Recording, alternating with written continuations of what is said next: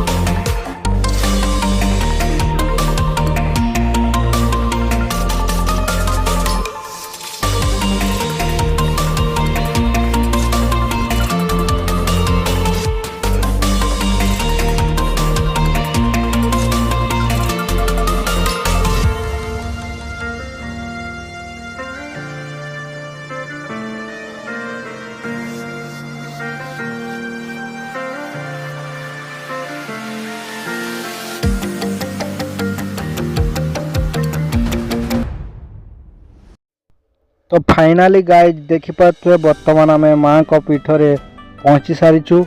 आ बर्तमान गाड़ी पार्किंग करिकी आम बर्तमान चली चली जाऊचु।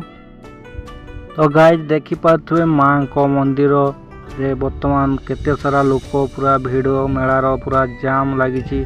आओ माँ को मंदिर की सुंदर देखापी देखु पूरा मु भिड़ को जूम कर देखी दूसरी माँ को मंदिर एते सुंदर देखा जाउची। एपटे घाटी रास्ता पूरा टार्निंग रे माँ को मंदिर अच्छी।